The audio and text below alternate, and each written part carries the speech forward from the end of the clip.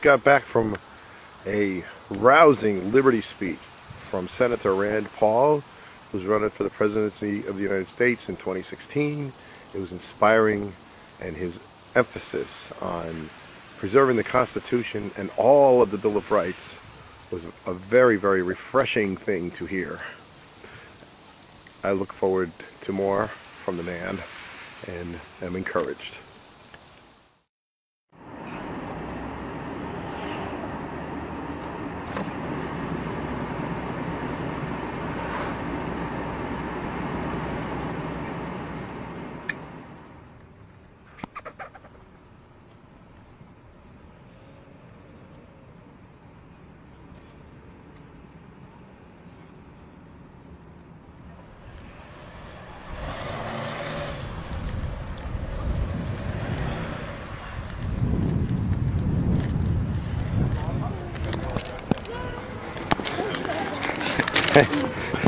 Hi, would you like thanks, but no thanks. Hey! Okay. Sticker?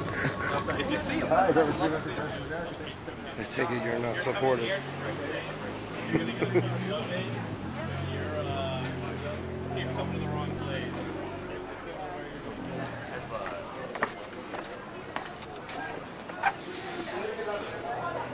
Nice. In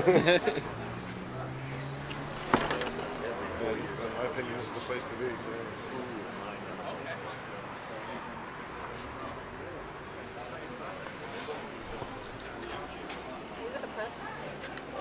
I have a ticket. Okay. You're not letting anybody in until 11:15 unless you're with the press. I am.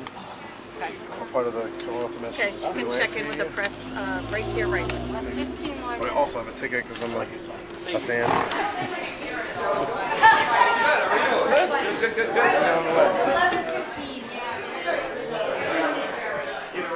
Either way. Yeah.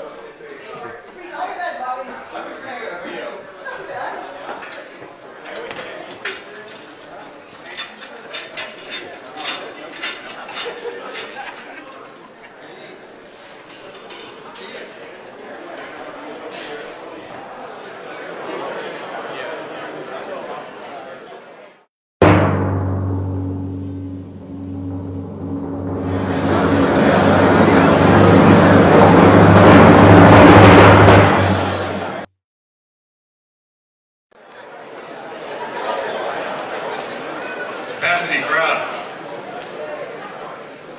Good afternoon, everyone. My name is Phil Mazzaro. I'm a United States Army veteran, your 2014 GOP nominee for State Senate in District 21 on our gorgeous seacoast, and I'm chair of the Newmarket Town Council. And right now, I'm honored to be your MC for this historic event. Thank you. You're welcome. There we go.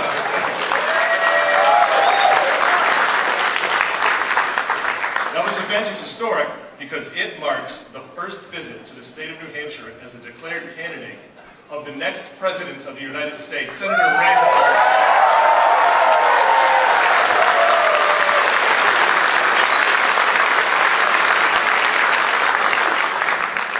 Now, before the Senator comes out and speaks with us, we have several great speakers who are going to tell you why they stand with Rand. But first, I'd like to ask United States Army veteran and Belknap County Commissioner David DuBois to lead us in the Pledge of Allegiance. David.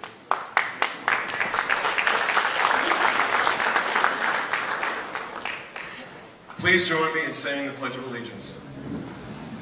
I pledge allegiance to the flag of the United States of America and to the republic for which it stands, one nation, under God, indivisible, with liberty and justice for all. I'd also like to have Emily and Molly Brown come forward to sing the national anthem.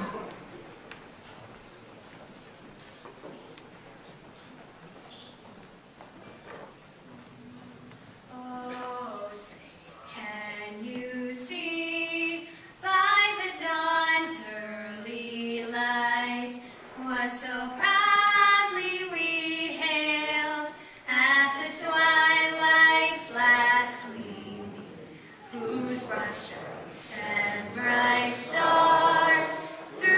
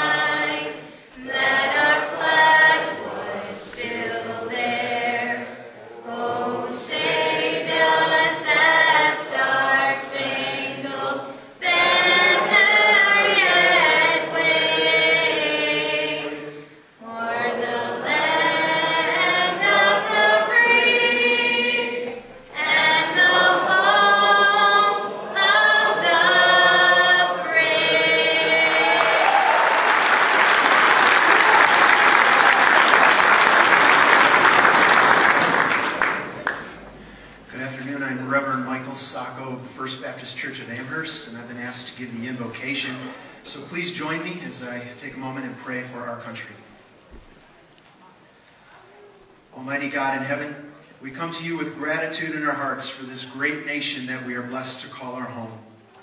As our first president wrote in 1789, we consider it our duty to acknowledge the providence of Almighty God, to obey His will, to be grateful for His benefits, and humbly to implore His protection and favor. We therefore acknowledge your divine hand in establishing and shaping the United States of America, and we ask for your continued favor upon her. We know that we are a unique nation, a land of great opportunity, born in a spirit of liberty and freedom whose ideals must be guarded and protected. Our freedom is not without cost. And with that in mind, we specifically thank you for the brave men and women of our military who have served and continue to serve with honor and distinction. We know that we would not be the great nation that we are without their sacrifice. So we honor them and we ask you for their ongoing protection, especially in this world filled with so many dangers. Keep them safe and keep them strong in their work that they do. Strengthen also our elected leaders, both here in New Hampshire and in Washington, like Senator Paul, who likewise have a duty to guard our freedoms by governing well. Grant our congressional leaders, our president, his advisors, our judiciary, a wisdom that exceeds their own, a wisdom that comes from the hand of Almighty God. Remind them often that their responsibility is not simply to America or its people, but to the Lord our God and the noble ideal of "In God we trust." And lastly, help all of us Americans as we choose the next President of the United States, the reason which brings us here today. There will be many critical issues facing our next leader. Grant us the ability to choose that person well. And finally, Lord, bless the United States of America, and with it our great state of New Hampshire. Keep us strong that we might continue to be that shining light of freedom and a beacon of hope for all the people of this world. In Jesus' name I pray. Amen.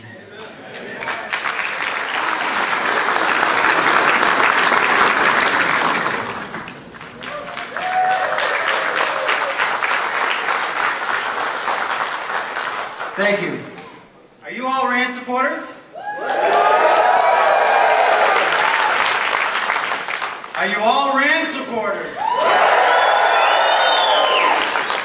So am I. And it's good to see you all here today. Some very familiar faces, some representatives, some patriots.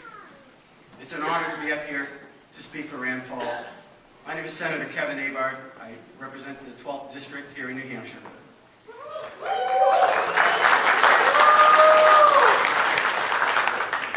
When I consider the times in which we live, I see a landscape mixed with incredible peril and incredible opportunity.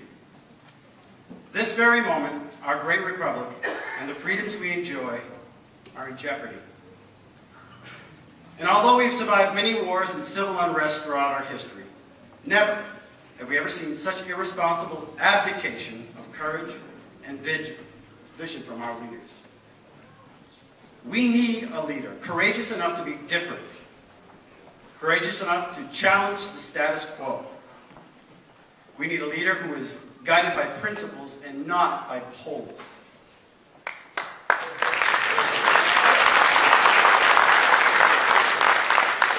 If ever we intend to defeat the Washington machine that gave us $18 trillion of national debt, then we need candidates that are not tied to the establishment.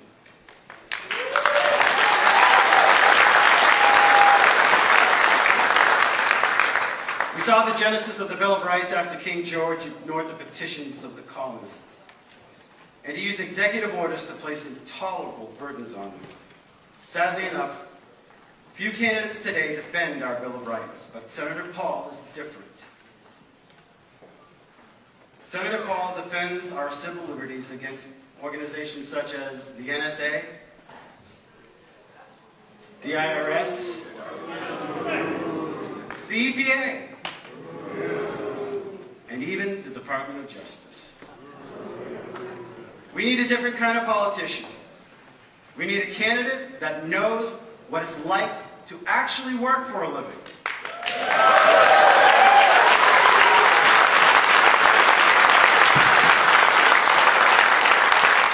A candidate that knows what the American dream is all about and who's willing to do everything he can do to defend that dream and not destroy it.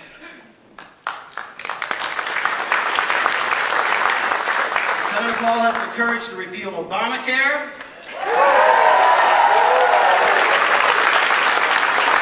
And he's someone who will restore our national defense and secure our borders.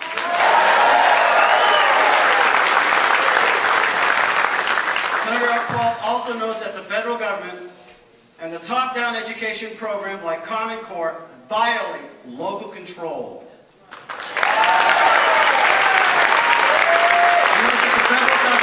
No business telling parents or local communities how to educate their children. We need a courageous leader who's willing to be different and challenge the status quo. And we need a leader we can trust.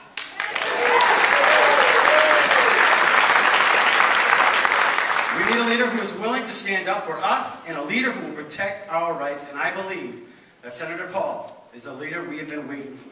And today, this senator is proud to announce that I stand with Rand Paul for 2016. Thank you.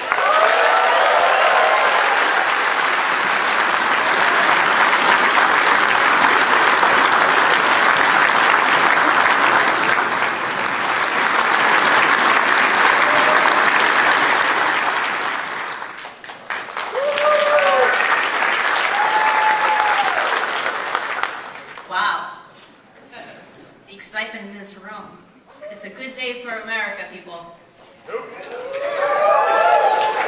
Good afternoon. I am State Representative Victoria Sullivan, and I am very honored to be here today. I am a supporter of Senator Paul for many reasons. First and foremost is his love of liberty and individual freedom.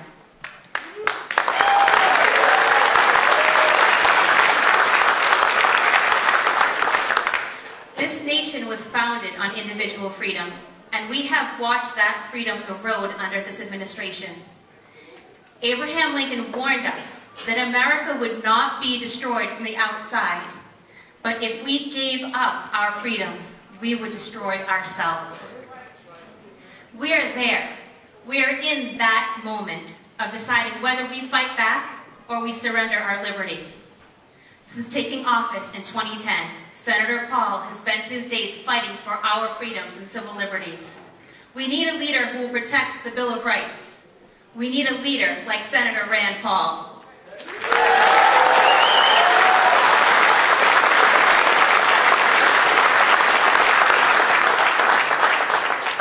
As mother of 2 elementary school children, I worry about the future of our country. I worry about our national debt and our failing education systems.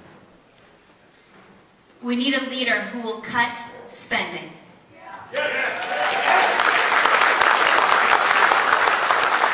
We need a leader who believes in true education reform.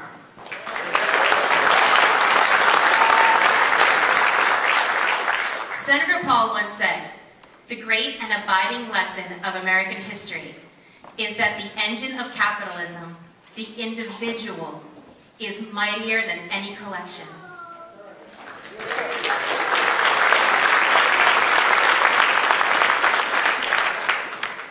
If our children are mightier as individuals, then why would we want to take away their individual spirits, their individual creativity, and their individual might to corral them into this commonality known as Common Core?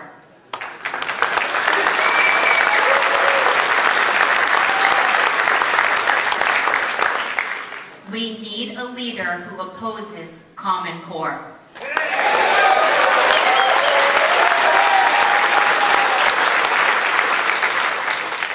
We need a president who is not afraid to stand up for what he believes. We need a president like Senator Rand Paul.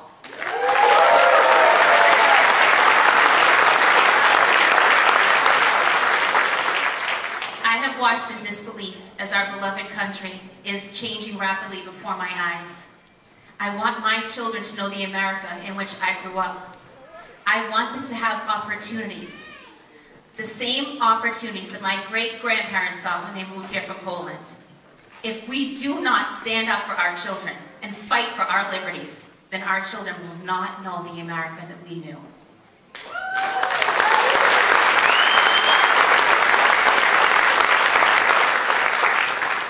Under the leadership of Rand Paul, we can turn this country around. With Rand Paul as president, America will once again be the liberty-loving nation our founding fathers intended her to be.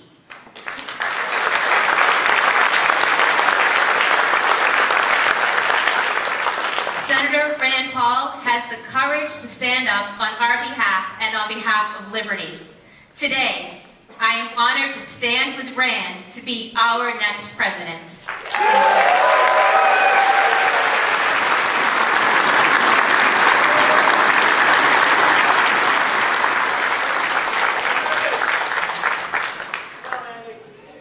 Wow! Good morning, everybody.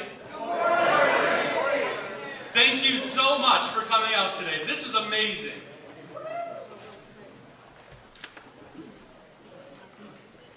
Did you ever think about when you became politically aware? When you made that decision to become involved in politics? Did you ever think about the American dream? Do you ever think about your American dream? And what's your American dream for America today? You know, years ago, I was so proud to watch President Reagan talking on TV, talking about how exceptional America was. How America was that shining city up on the hill. You know, President Reagan, he walked the walk, and he talked the talk.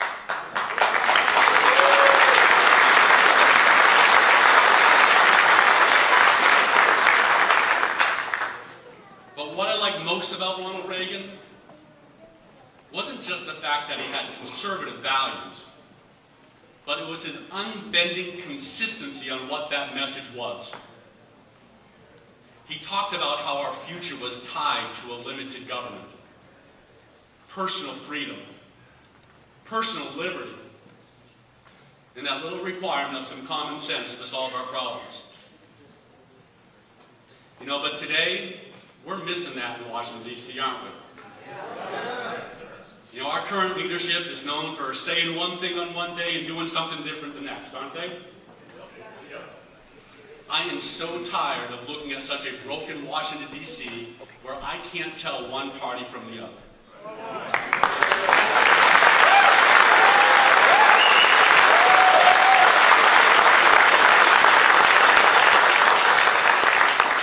So the question is, do you guys expect consistency from a president?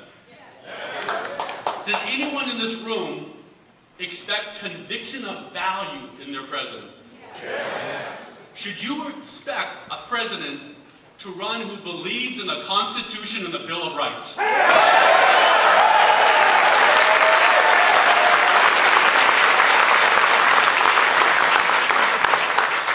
Frankly, I don't want a lifetime career politician running our country. And I think we need term limits, and Rand Paul will bring them to you.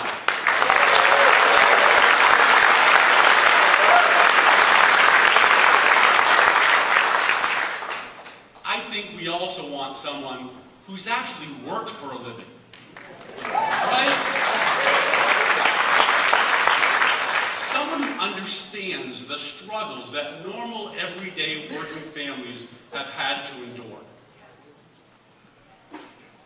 Anyone in this room want a president that was going to stand up for working families?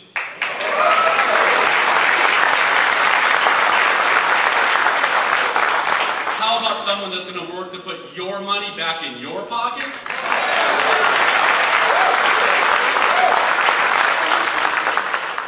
I also want a president that isn't afraid to reach out and expand the Republican Party.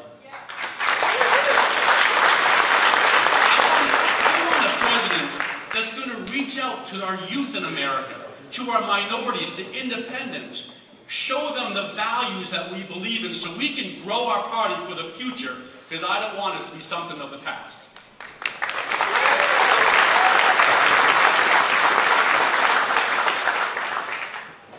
I want a president that's frugal and watches our pocketbooks. Anyone here want a president that's going to work to cut $18 trillion in debt?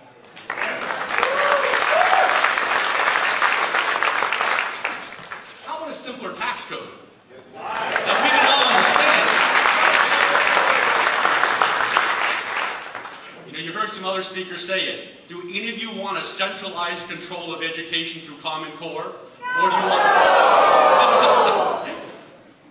or you believe in school choice and parental involvement?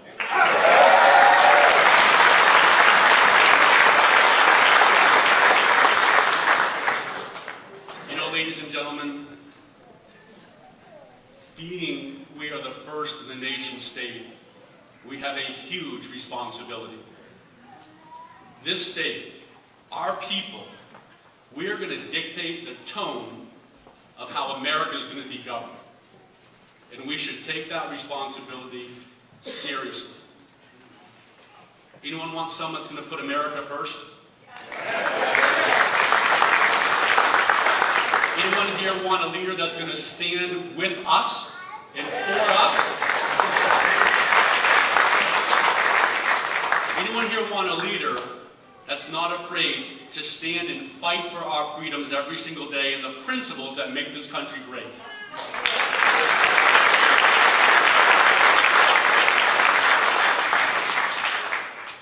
So let me tell you a little bit about my friend Rand. You know, like so many of us, he could have stayed at home, had a great job, doing something that he loved, taking care of people.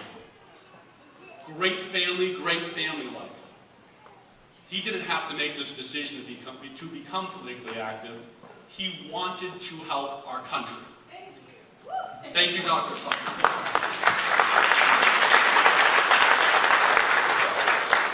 When I think about what makes him so special, all those same attributes that we just said we look for in a leader, like what we saw in Ronald Reagan: consistency, honest, conviction, someone who knows how to walk the walk and talk the talk. He believes in the power of the people. He believes in our families. He believes in our kids. He once said to me, "Be boldly for what you are for." And that's saying something.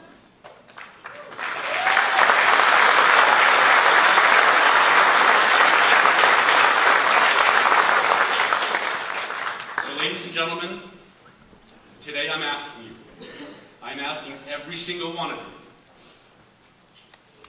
to join me in standing with Rand.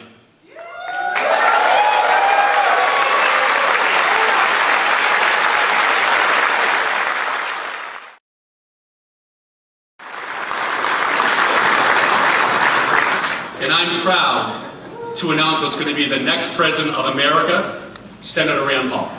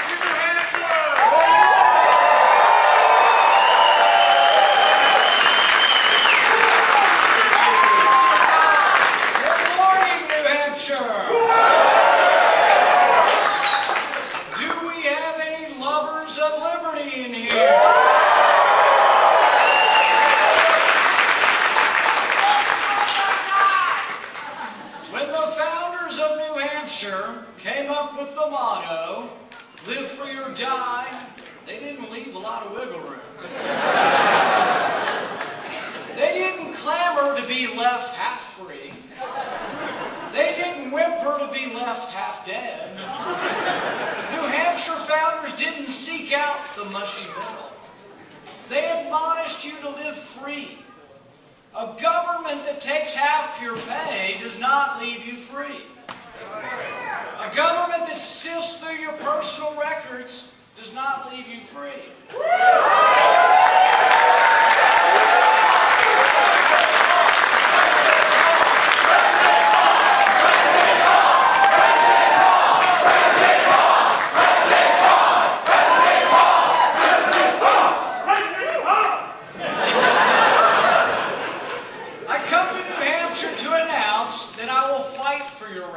To be left alone.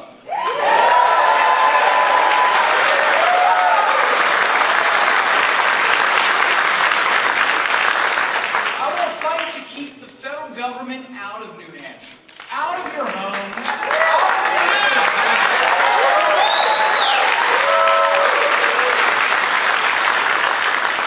I'll fight to keep the government out of your home, out of your business, and out of your church.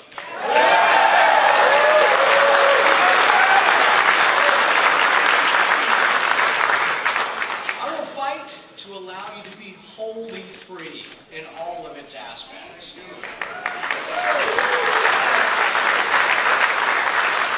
Today we sit atop a powder keg, a troubling $18 trillion debt. Our debt now equals our entire economy, and special interests continue to hold our government hostage. Together, we will take our country back from these special interests that use Washington as their own personal piggy bank. The special interests that are more concerned with their personal welfare than the general welfare. The Washington machine that gobbles up our freedoms and invades every nook and cranny of our lives must be stopped.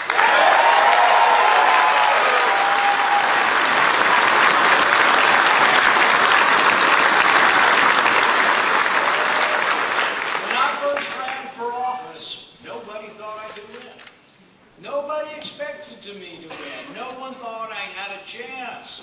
Some people ask me, why are you even running? But the answer is the same now as it was then.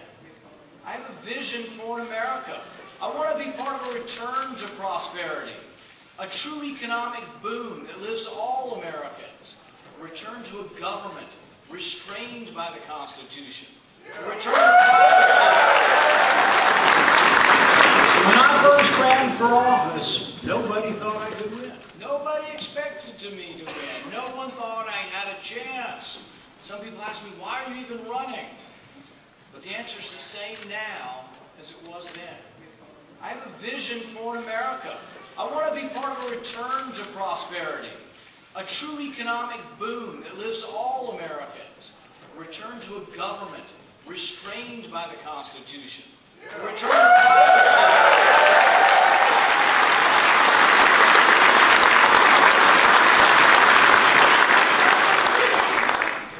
privacy, opportunity, and liberty. Too often when Republicans have won, we've squandered our victory by becoming part of the Washington machine. That's not who I am. That's not why I ran for office for the first time. The truth is, I love my life as a small-town doctor. I've been fortunate enough to enjoy the American dream. Every day when I woke up, like my kids always said I was kind of great, I'd say, Monday morning, best day of the week. But that's the way I felt. I got up and I felt like I could go to work, and I was proud to work and proud of the things I did. I felt lucky. But more importantly, I was blessed to be able to do things that I thought made a difference in people's lives. For me, there's nothing that compares with helping someone to see better. Last August, I traveled to Guatemala on a medical mission trip. Together with a team of surgeons, we operated on over 200 people who were either blind or nearly blind from cataracts. I was grateful to be able to put my scrubs back on, peer into the oculars of the microscope, and focus on the task at hand. To take a surgical approach to fixing a problem. Believe me, that's not the way it works in Washington. One day in Guatemala, a man arrived and told me that I had operated on his wife the day before. His wife could see clearly for the first time in years, and she had begged him to come back, get on the bus, go through the winding mountain roads, and come back and have his surgery done. He too was nearly blind from cataracts. After his surgery the next morning, his wife sat next to him. And as I took the patch off, as we unveiled his eye again, it was a powerful, emotional moment, with them looking at each other for the first time in years and being able to see each other clearly. When I saw the joy in their eyes, I thought, this is why I became a doctor. In that moment, I also remembered my grandmother, who inspired me to become an eye surgeon. She spent hours with me as a kid, telling me stories as we sorted through her old coin collections, looking for wheat pennies and Indian heads. Does anybody here still remember what a wheat penny is? As her vision began to fail, I became her eyes to inspect the faintness of the mint marks on the old weather-worn coins as her eyesight was leaving her. I went with my grandmother to the ophthalmologist as she had her corneas replaced. I went with her as she received the sad news that macular degeneration had done irreparable harm to her eyes. My hope that my grandmother would see again made me want to become an eye surgeon to make a difference in people's lives. I worry, though, that opportunity and hope is slipping away from our sons and daughters. As I watch our once great economy collapse under mounting spending and debt, I think, what kind of America will our grandchildren see? It seems to me that both parties and the entire political system is to blame. Big government and debt doubled under the Republicans. And now it's tripling under Barack Obama's watch. President Obama is on course to add more debt than all previous presidents combined. We borrow $1 million a minute. This vast accumulation of debt threatens not just our economy, but our security. We can wake up now and do the right thing. Quit spending money we don't have.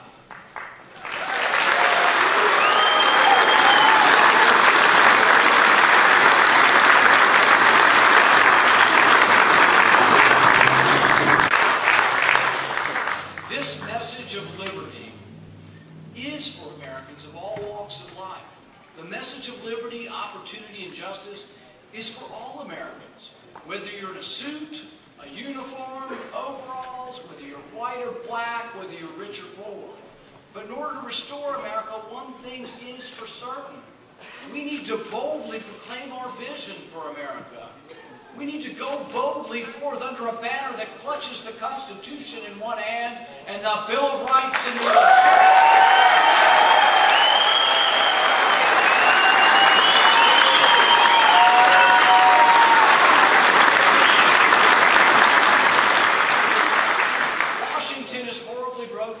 I fear it can't be fixed from within. We, the people, must rise up and demand action.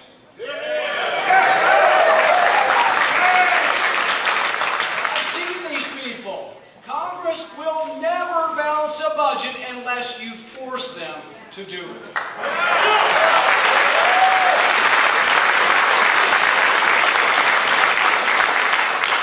Look at the facts. Congress has an abysmal record with balancing anything. Our only recourse is to force them to balance the budget with a constitutional amendment.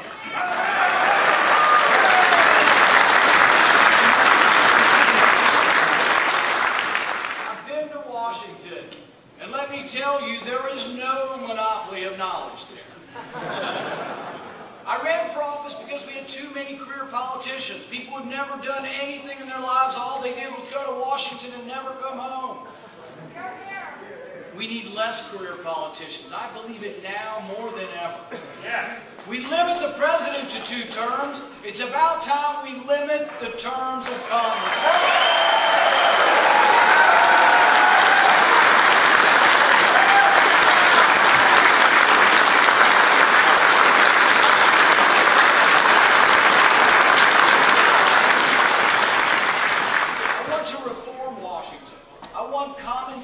Rules that will break the log jam in Congress. That's why I've introduced read the bills. The bills are thousands of pages long. No one reads them. They're often plot on our desk with only a few hours before a vote. In fact, a couple years ago, we have a rule that says 48 hours. I got it. It had been 3 hours, and I said, well, you've broken your own rules. So you know what they did? They voted to ignore the rules. So I propose something truly extraordinary. Let's read the bills every page.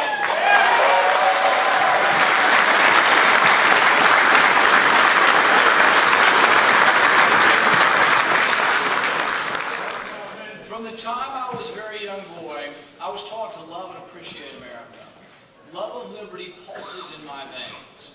Not because we have beautiful mountains or white sand beaches, though we do, but not really because of how rich or how great are all the resources. It's more visceral than that.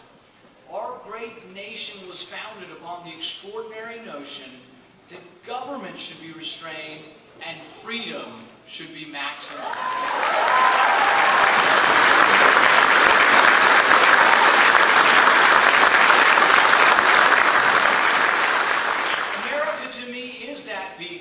We are unique among nations in that our country does stand for freedom. Freedom nurtured our country from a rebellious group of colonies into the world's greatest nation. When tyranny threatened the world, America led the world to rid the world of Nazis and fascist regimes. Resolutely, we stood decade after decade against communism, the engine of capitalism, finally winning out against the sputtering, incompetent engine of socialism. We won the Cold War. America and freedom are so intertwined that people are literally dying to come to our country. The freedom we've fostered in America has unleashed genius and advancement like never before. Yet our great nation still needs new ideas and new answers to old problems. I have a vision for America where everyone who wants to have a job, everyone who wants to work will have a job.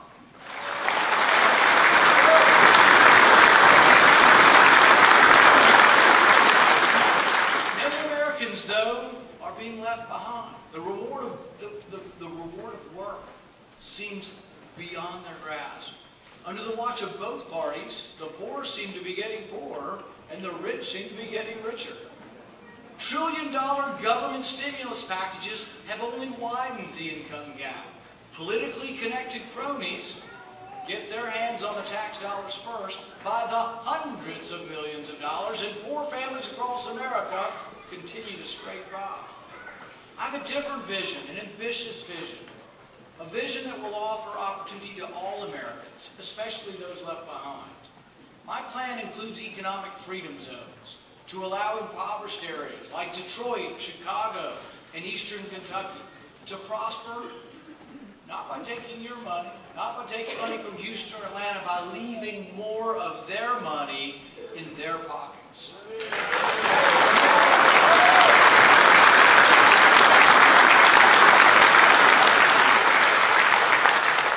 Imagine the stimulus, $1 billion stimulus for Detroit, not by raising taxes, not by sending money to Detroit, but simply by leaving money in Detroit that's being squandered in Washington.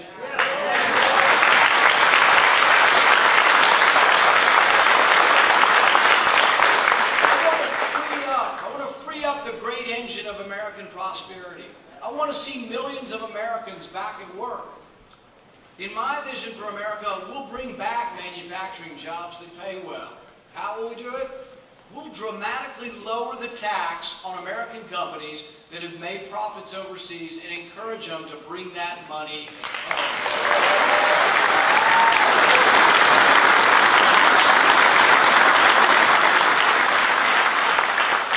More than $2 trillion of American profits sits overseas. In my vision for America, new highways and bridges will be built across the country, not by raising your taxes, but by lowering the tax to get that money to come up.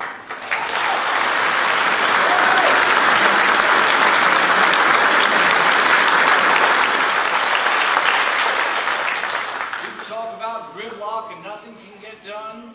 There's a chance that I can pass that in May. I have people on both sides of the aisle interested. And I think even in this divided Congress, I might be able to get it passed.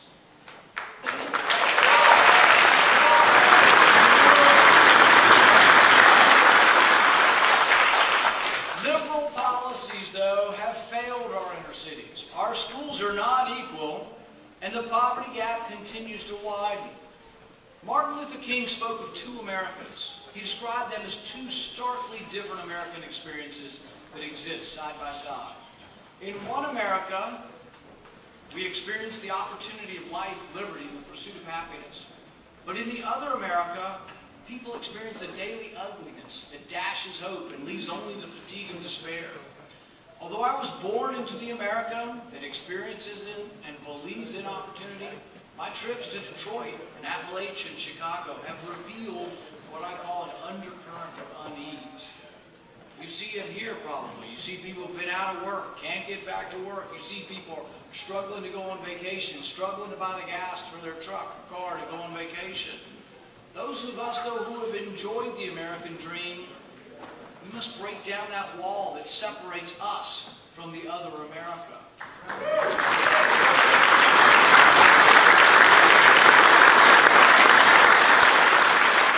I want all of our children to have the same opportunities that I have.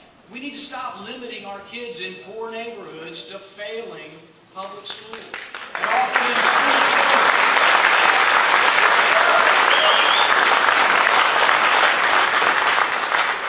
Not only do we not need Common Core, we need school choice. Let them have choice.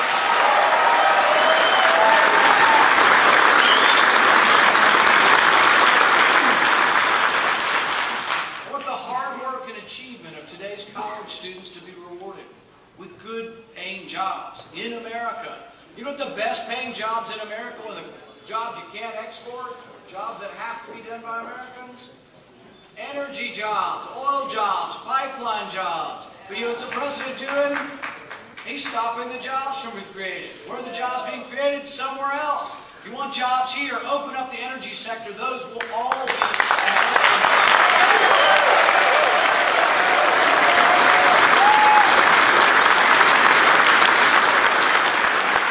It won't happen, though, unless we realize that we can't borrow our way to prosperity. Currently, some $3 trillion comes into the U.S. Treasury.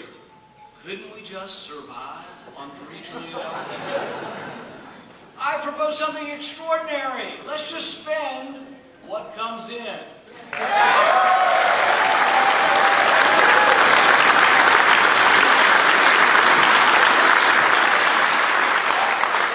In my vision for America, freedom and prosperity at home can only be achieved if we defend against enemies who are dead set on attacking America.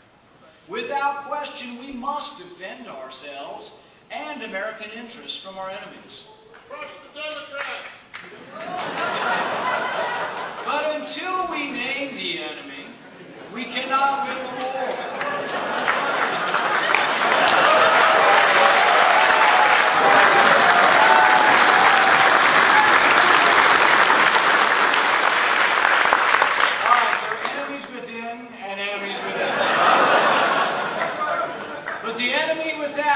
Is a barbarous aberration that we must name if we were to defend ourselves. This enemy is radical Islam.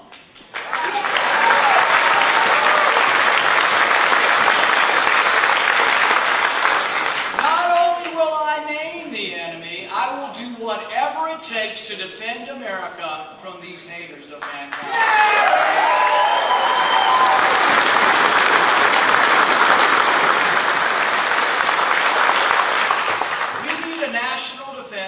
Robust enough to defend against all attack, modern enough to deter all enemies, and nimble enough to defend our vital interests. But we also need a foreign policy that protects American interests, encourages stability, and does not create chaos. At home, conservatives understand that government is the problem, not the solution.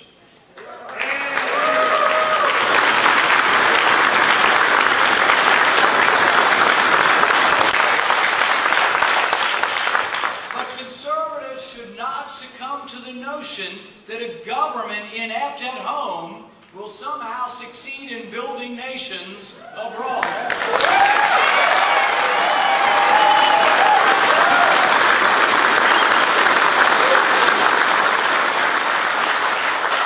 I envision an America with a national defense unparalleled, undefeatable, and unencumbered by overseas nation building.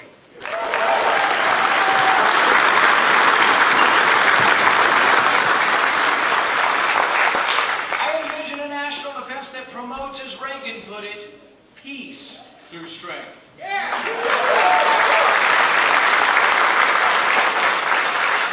We must realize, though, that we do not project strength by borrowing money from China to send it to Pakistan.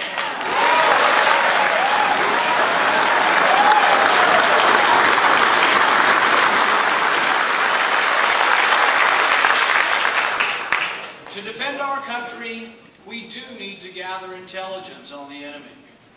But when the intelligence director is not punished for lying under oath, how are we to trust our government agencies?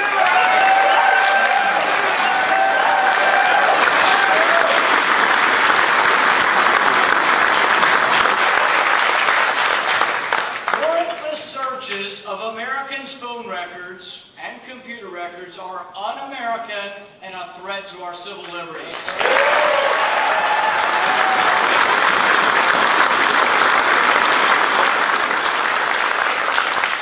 I say that your phone records are yours. I say the phone records of law-abiding citizens are none of their damn business.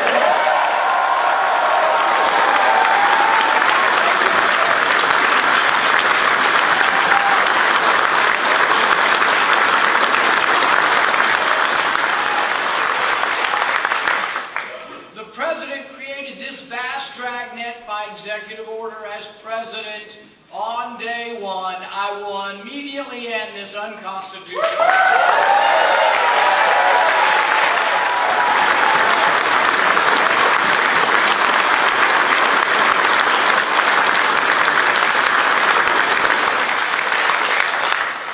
I believe we can have liberty and security, and I will not compromise your liberty for a false sense of security. Not now, not ever.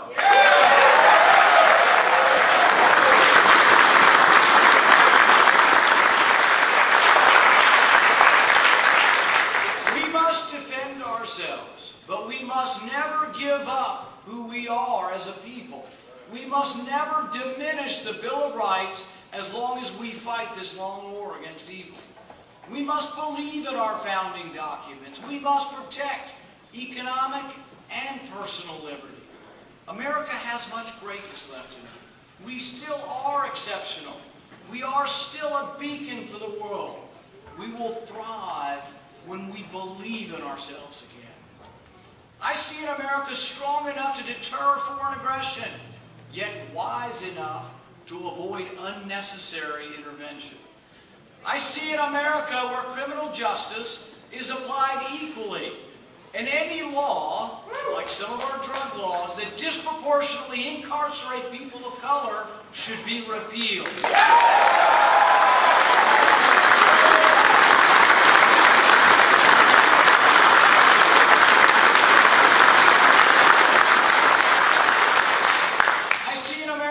Restrained IRS that cannot target or harass citizens for their political or their religious beliefs.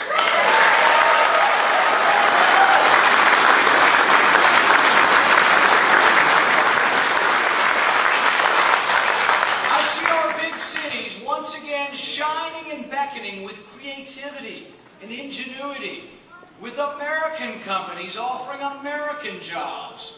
I have a vision for America beyond partisan squabbling, beyond petty divisions.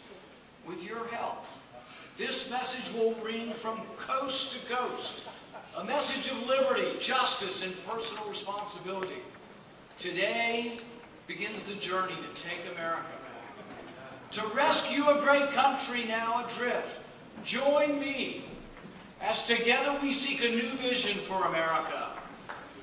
Today, I announce that with God's help, with the help of liberty lovers everywhere, that I am putting myself forward as a candidate to be the President of the United States.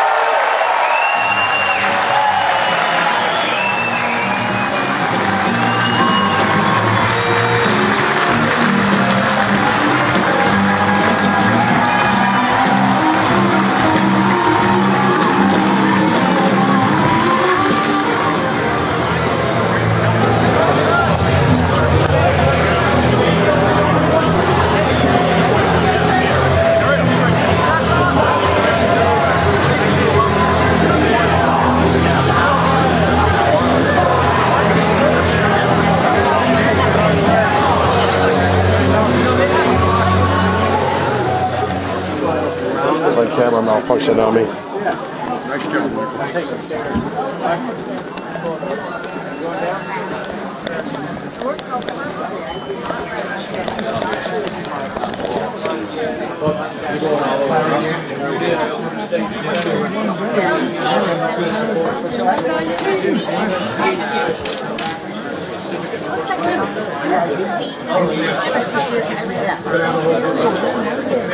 There he is. Oh yeah. Did you find your independence? I had a lot of people like you offer to be independent. Yeah. To the moment. Yeah, right. I broke my heart. I had to reject it. I was 25 years. I came back because the guys were the only reason. If we don't ever, we take it. We're going to talk about this again. The first couple of weeks. Well,